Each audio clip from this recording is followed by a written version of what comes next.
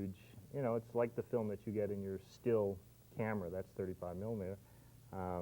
So this camera can be so much smaller, the same kind of proportion smaller, because it needs to pull smaller film, so you can have a smaller camera. Okay. That smaller camera needs less batteries, less guys to carry all the equipment that goes along with the camera, and all the way down, et cetera, of all the things you need when you've got something big and bulky. One of the misconceptions, and Phil just pointed this out here, one of the misconceptions in the industry is that a lot of the cost of a project is, you know, just the stars, the actors in it, but there's a lot of people involved in a project, a lot of crew members too, and it can get costly. An average crew on a feature film, you know, a film that you would see at a movie theater, maybe 30, 40 people or more. Yeah, easily, just to transport the stuff. I mean, they need trucks, you know, and the equipment that dollies the camera around, you know, takes big guys, union guys to well, lug out. not necessarily big guys, okay? It takes strong people. Right. Strong, knowledgeable people. A lot of good crew members are women. Yeah, a lot of good ones. Yeah. Kind of husky women, the ones that are in the grip crew. Boy, are they going to write in now. Oh my God.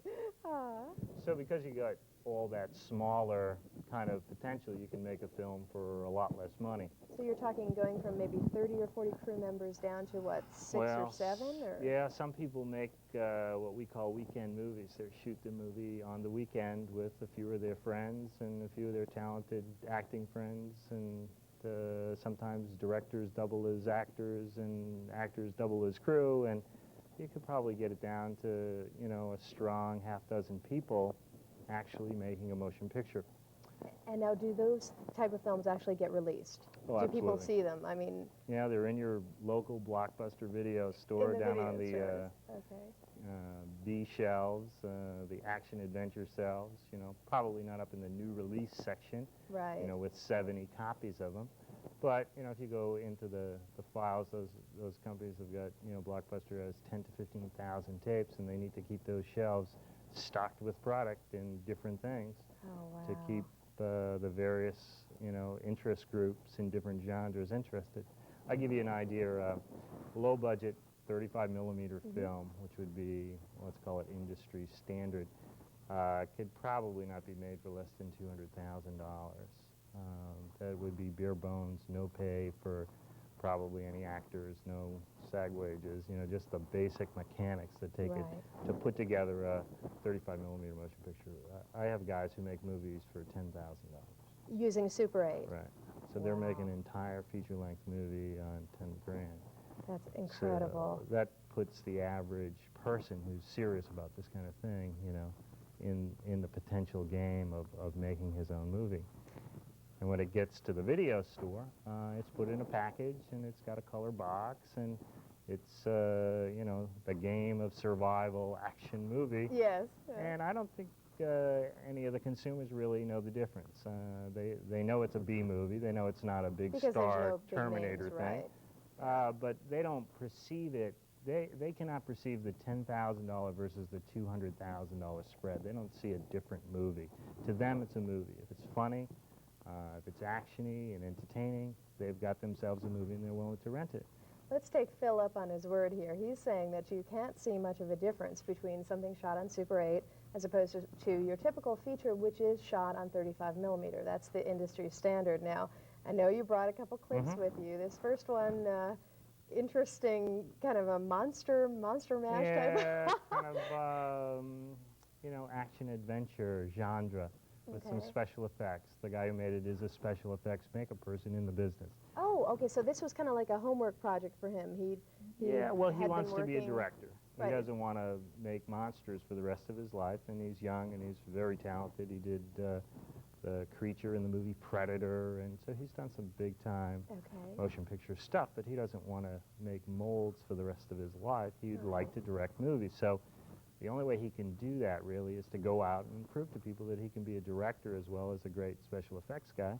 So he's got to go out and sort of prove it to the world. So he instead of buying a new car this year, he bought himself a camera, start shooting film, and like on the 10, weekends with some friends, you know, he's piecing together a motion picture. Great. Okay, now this clip that we're going to see here, this is the one you were just telling us about. Yeah, this is from Okay. Steve Wang, the makeup guy. Okay, and is there a working title on this?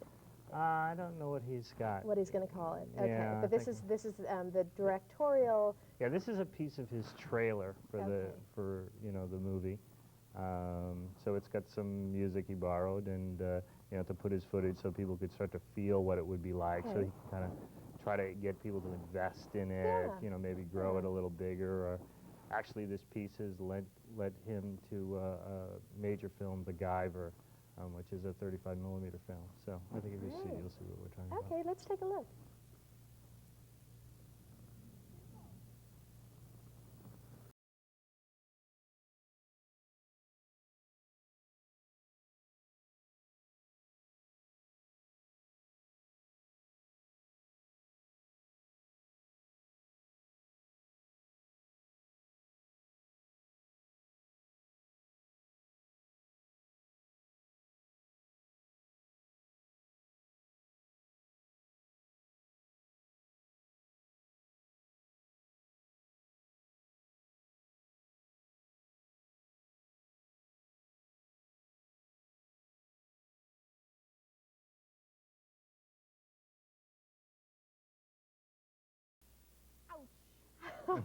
Stepped on a like- few toes there. Yeah. Ooh, boy.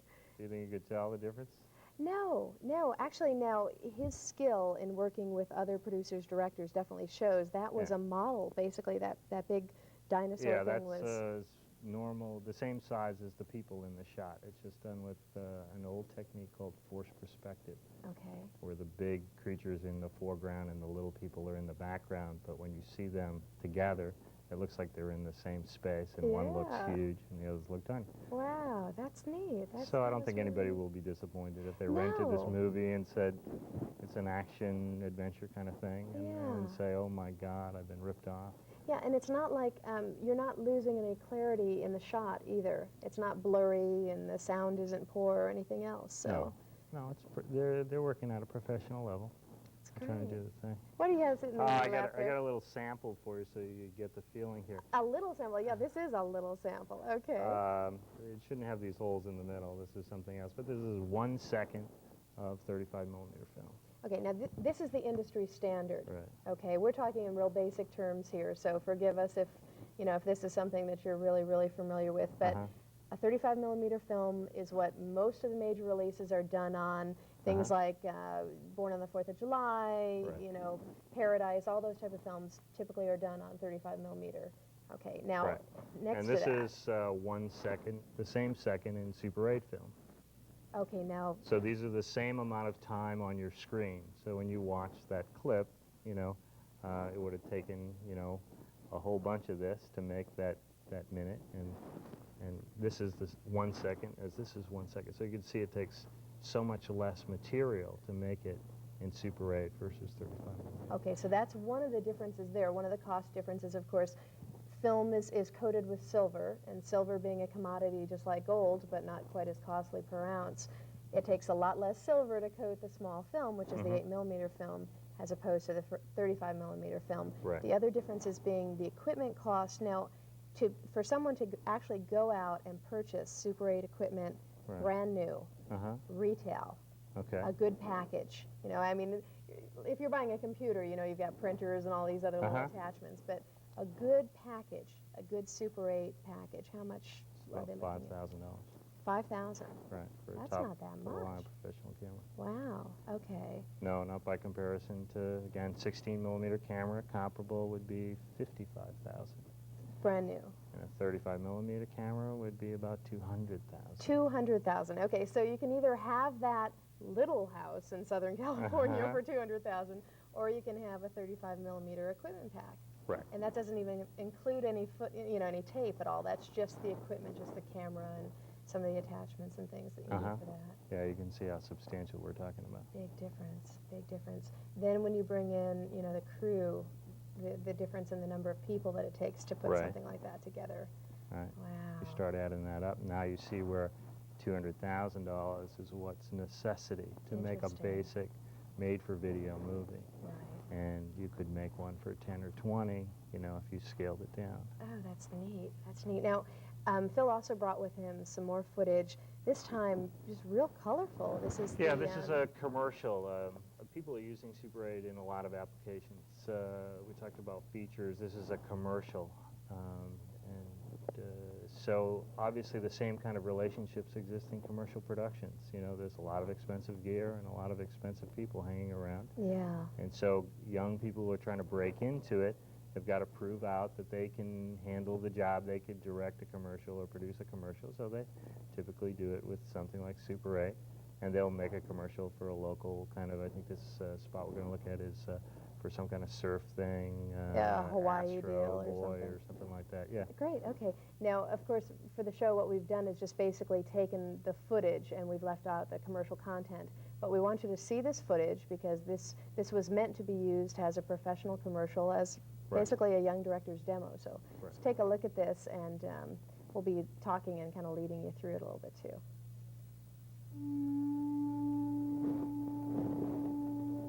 The color is really intense. It's film. There's no substitute for film. No, unless we're going somewhere.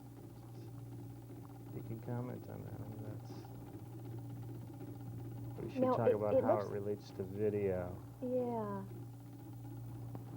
Because essentially you've got a lot of quality on the film. I mean, you can measure it in lines and stuff, but video is only capable of a certain amount of quality. So even if you start with a real lot. Now, okay, what's this effect here? Now, this is done in post-production. This is not in the original shooting.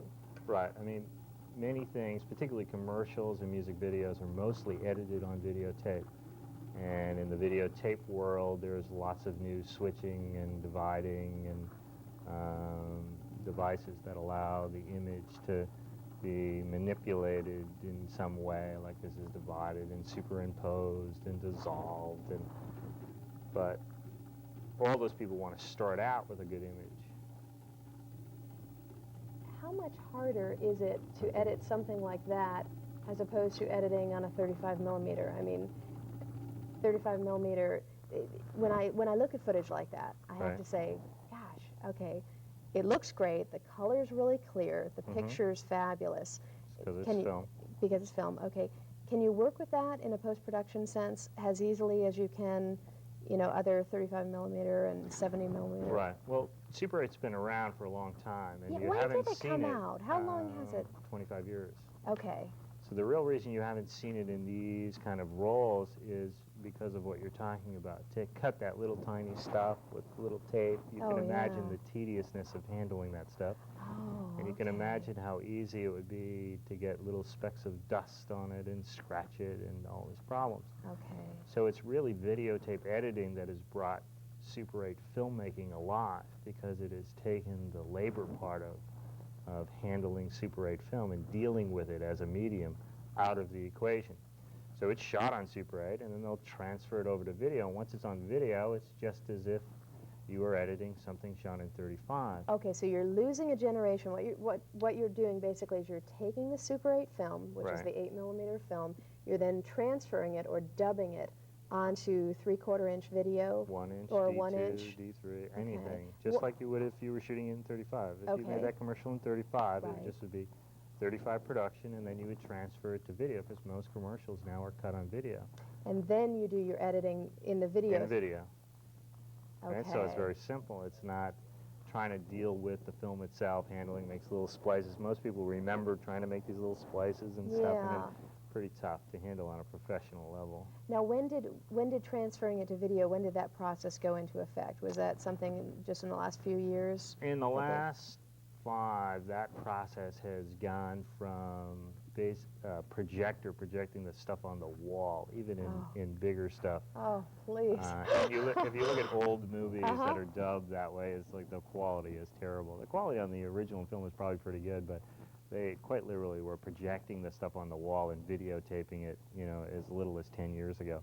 And that stuff has been taking quantum leaps every year. They come out with a better system.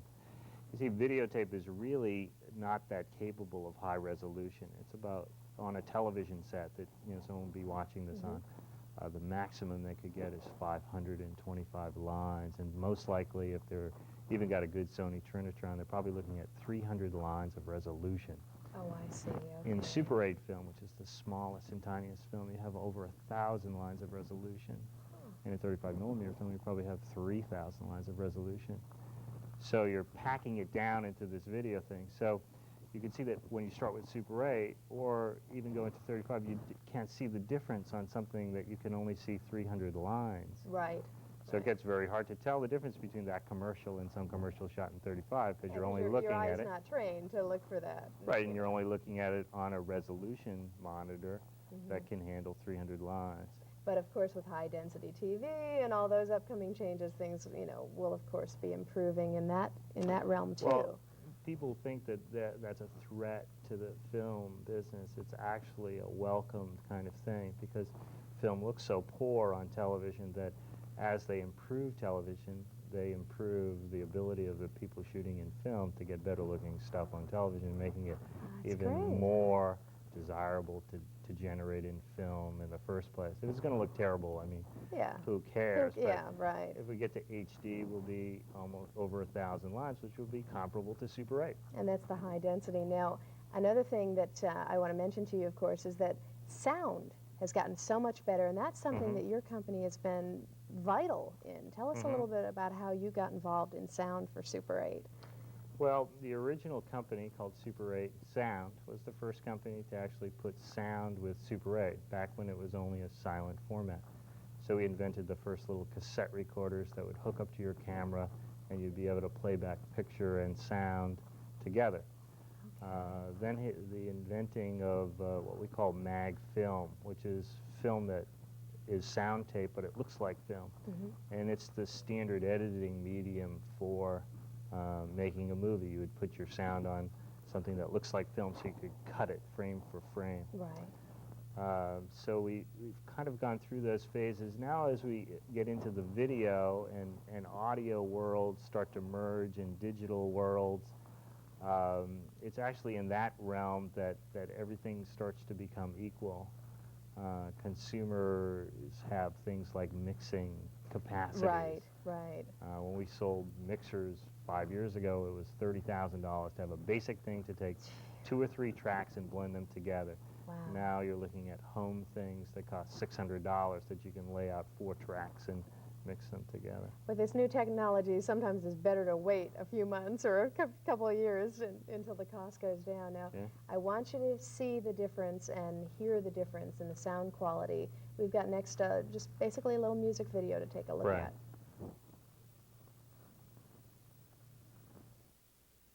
Hour, sorta like a sequel made by the squadron, but that's an equal second on the list though. And as I say so, coming by storm was the first on the payroll. But evidently, the crowd was meant to be hyped while the clever speak with so much dignity, smooth, hitting up the bass line, starting for another. Then come and taste my little bits of wisdom with the ability mixed in a lyricist, reaching to fragility. Another victory, heading for a concept, little by little when you're willing to take the first step. Reinforcements hidden very secretly.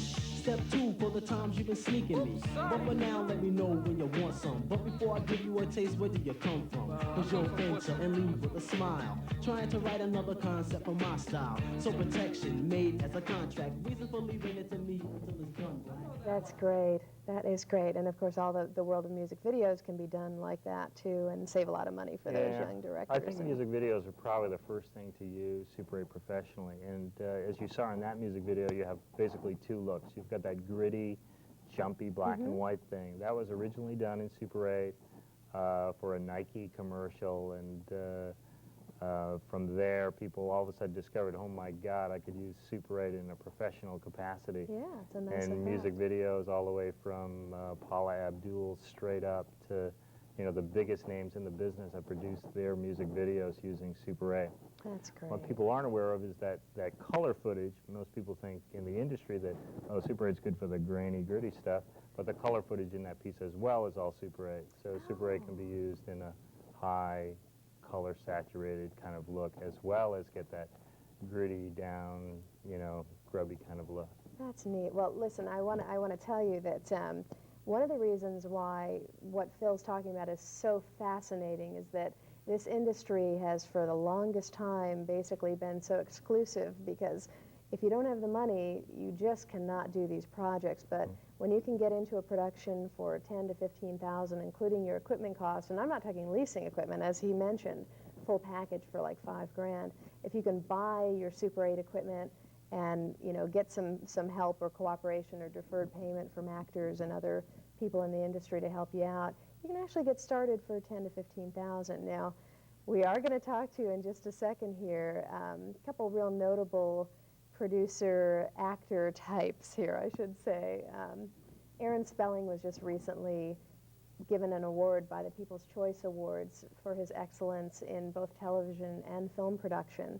And of course, he's got the money, he can do these 35 millimeter, 70 millimeter type projects, but there are a lot of young Aaron Spellings out there, a lot of aspiring Aaron Spelling types that hopefully got some motivation tonight from our show. But just so you know what's going on, you could be where this guy's at if you just hang on there and take a look at it. We spoke with Tori Spelling, who's Aaron's daughter, and she's real proud of her dad, and this is what she had to say to us. Now, let me ask you, as a little girl growing up in a household of a famous producer, was your first thought, I want to be a producer or I want to be an actress? Because you're a very successful actress now. I wanted to be a manicurist first, and and then it changed when I was about 5, and acting was the one, and I stuck with it. Did he support this decision, or was it something that, bothered him a little bit? He was always behind me. Whatever I wanted, he wanted me to go for it. Very supportive. That's great. Now, Beverly Hills 90210, is that actually your first project with him, or had you worked with him before? I worked on some of his shows before, guest star parts and everything, but this is our first series working together. What happens after high school? I mean, when, 3-4 years from now, will you guys form a college series about this? Don't you know, high school never ends. High school never Dick Powell once said that you don't have to worry about anything else. Just look at their eyes, and they have stardust. And I one day asked Betty Davis what that meant, and she said, the ones who aren't going to be stars have mirrors. The ones who are going to be stars, they have windows where you can see through and see what's in their soul. And that's what they all had. Let that inspire you. I happen to know that Rob Lowe and Charlie Sheen used to shoot some of their own low-budget pictures on Super 8 and then some of their home camcorders, and look where they're at now. I think for young directors, producers, actors, and even older directors, producers, and actors that haven't quite made it to stardom yet, if they practice with some of this equipment, they can do it inexpensively, thanks to people like Phil Vigeant here, who will help lead them in the right path. They got to give it a try. I mean, you can't do go anything for it. unless you've tried to do it and showed people that you're willing to try. Have to do it. Phil, thank you so much for coming out and welcome. talking with us on Showbuzz tonight. Huh? We appreciate your expertise and knowledge. It's very, very helpful. I want to let you know that if you'd like to get in touch with us at Showbuzz, you can certainly do that. We've got a post office box specifically for that reason. Just write us at P.O. Box 15324, and that is Beverly Hills, California, 90209. Once again, that is Showbuzz, P.O. Box 15324.